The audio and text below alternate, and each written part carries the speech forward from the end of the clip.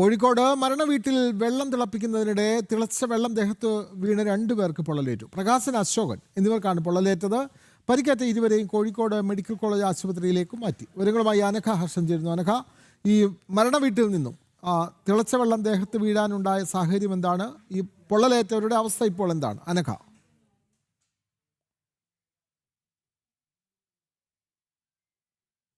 മരിച്ചത് ഈ വീട്ടിലായിരുന്നു. ഈ രണ്ടുപേരും ഉണ്ടായിരുന്നു. ഈ വീട്ടിൽ ഈ ചായ തിളപ്പിക്കുന്ന സമയത്താണ് ഈ ചായ തിളപ്പിക്കാൻ വലിയ ചെമ്പിലായിരുന്നു ഈ ചായ തിളപ്പിക്കാൻ വെച്ചത്. ഈ ചായ തിളപ്പിക്കാൻ വെച്ച വെള്ളം അബദ്ധത്തിൽ കൈതട്ടി ആ ചെമ്പ് മറിഞ്ഞ് ദേഹത്തേക്ക് വീണാണ് ഈ 2 പേർക്കും പൊള്ളലേറ്റിട്ടുള്ളത്. ഈ പ്രകാശൻ, ഈ പ്രദേശവാസി തന്നെയായിട്ടുള്ള പ്രകാശൻ, ചാത്തുക്കുട്ടി എന്നിവർക്കാണ് പൊള്ളലേറ്റിട്ടുള്ളത്.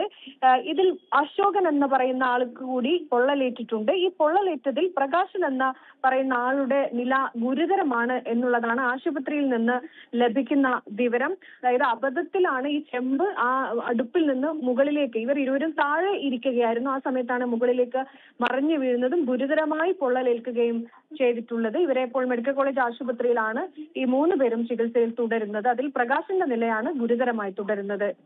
വിനോദ്.